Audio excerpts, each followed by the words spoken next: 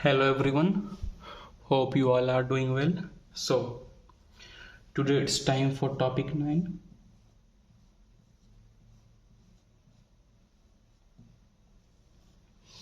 So, as we all know that we all have completed the ecology part. Ecology is completed, and from now onwards we are going to move on to agronomy part. But when you look on the syllabus, the first topic of agronomy part is cropping pattern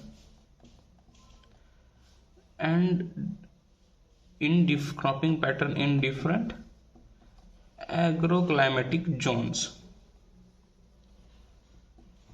But as we all know, in the ecology part of agroecology, we all have discussed agroclimatic zones, major cropping patterns present in agroclimatic zones. So we are not going to discuss it again. You can go and cover it from there. That is topic 4. Topic 4 I have divided in 3 topics A, B, C. So in topic 9, what we are going to deal is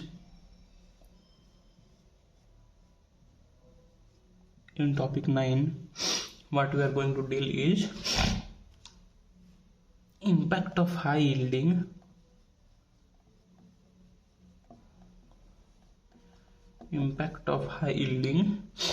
and short duration varieties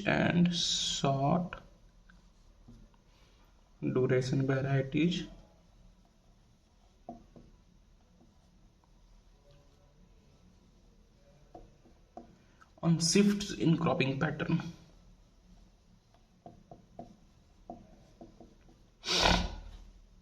So this is what topic 9 is,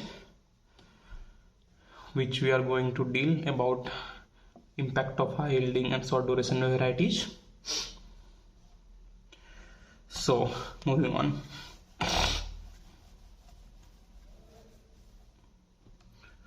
What is a high yielding variety or crop?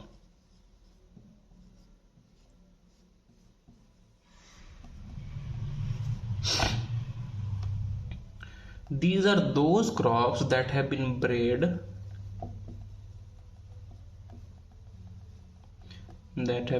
or bred what in breeding, as we all know, that have been bred or fertilized and can be produced by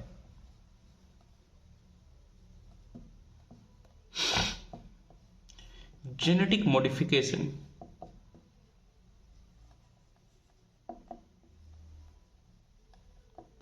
to increase rate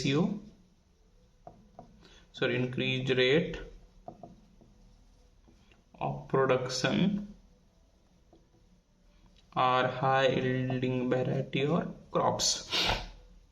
So these have been bred through breeding process or fertilized and can be produced by genetic modification. We have modified its genetic base to increase the rate of production. We have breeded it such a way that it will increase the rate of production. We have breeded in such a way and modified its gene base in such a way that it will increase the rate of production. So this is how you can divide high yielding varieties.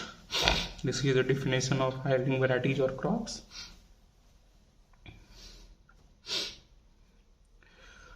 Why did we need high yielding varieties? Why? Because with the rise of population, the need of high yielding varieties become very important. So with the advent of green revolution, we all know the varieties were started growing in our country.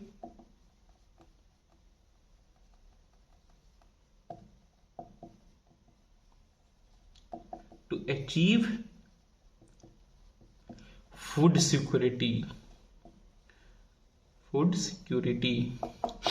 As we all know that our population is rising day by day. We are going to cross China. So these high yielding varieties, with rising population, we need to cater our production, we need to feed our population. So these high yielding varieties, as we all know, can produce more So through green revolution, we started growing these high yielding varieties to achieve food security in our country.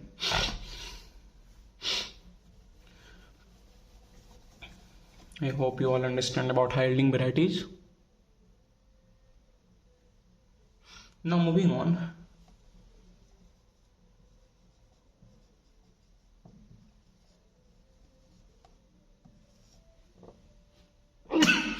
What are its advantages? First of all, higher and improved crop yields. The yield is higher, the production is higher. Most of these crops are dwarf, and hence these plants are stronger to withstand strong winds.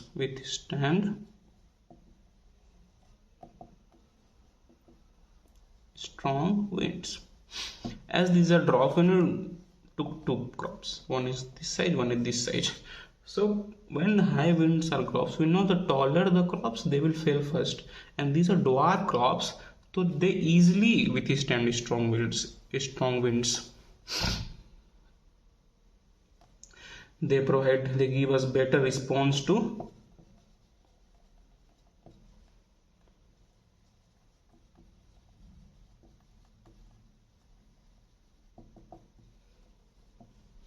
fertilizer, and hence production rate increases. They are early maturing varieties. They mature in less time as compared to traditional varieties. They make pesticide spray easy.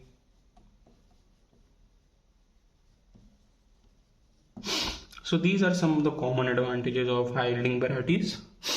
We can see it here. Now moving on.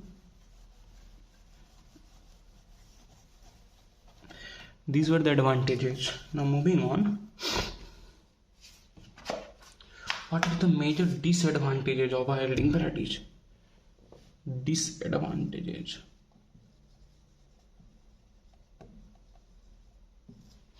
There are major disadvantages for high yielding varieties. Naming few. They require more water for irrigation. Hence they can adapt to only those areas which have more irrigation facilities, as in Green Revolution. Selected areas of Punjab, Haryana were selected for Green Revolution because they were sufficient to provide these crops the irrigation they need. Require frequent weeding, as due to high irrigation weeds also grow fast, so these crops need frequent weeding. Need continuous use of pesticides, chemical pesticides, as high irrigation, high moisture, high humidity. The pests will also grow up in a high manner, so we need continuous use of chemical pesticides. More susceptible to new races of pathogen. These crops are more susceptible to new races of pathogen, as they are new crops, the new races of pathogen can host them. They leads to intensive cropping.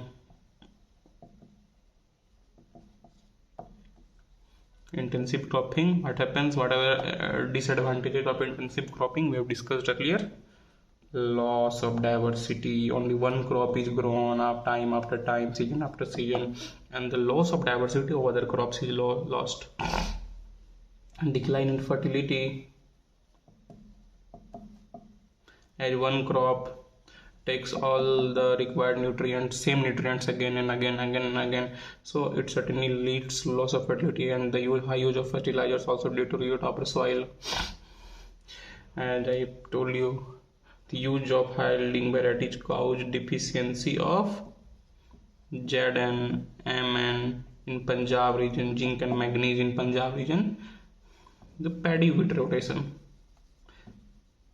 as both paddy and wheat take a lot of amounts of zinc and manganese, and the diversity is already lost. So these two crops led to, in Punjab region, led to deficiency of zinc and manganese.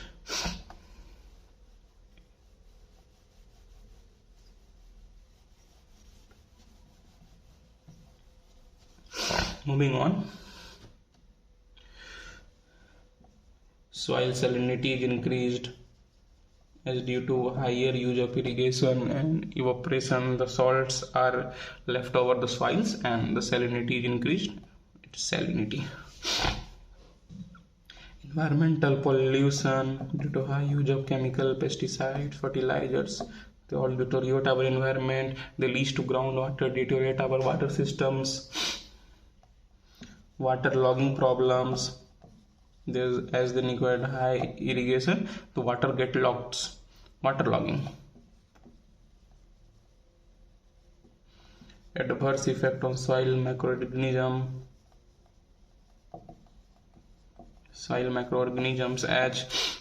As we know that we use pesticides to kill pests, but though the important microorganism also get killed by those pesticides, which highly deteriorate our soil, lead to increase in monoculture,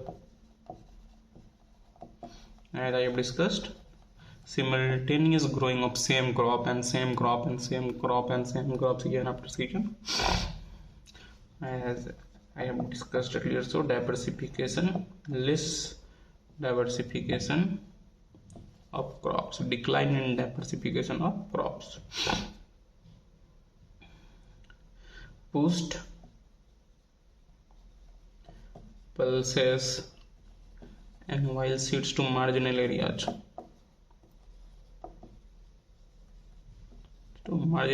As green, the high yielding varieties or green revolution has been highly dependent on cereals such as wheat, rice. So pulses and wild seeds, the stagnation in production of pulses and wild seed, the production of pulses and wild seed decreased significantly. Once upon a time, India was self-sufficient in oil production, but now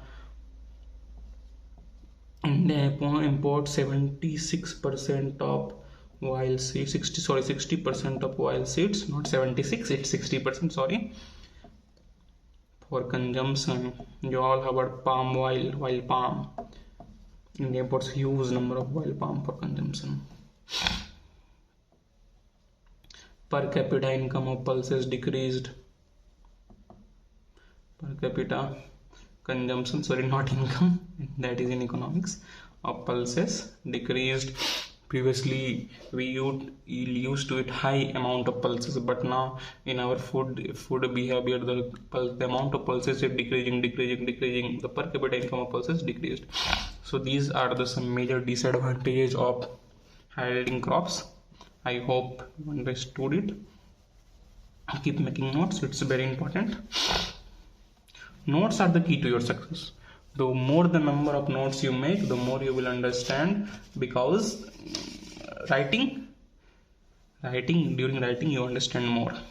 So keep making notes, and at the end of this course you will have a very nice notes. One question was asked in previous year, discussing here, role of high yielding crops hybrids in food security. As we have discussed the importance of biochemistry here. So this crop leads to high production,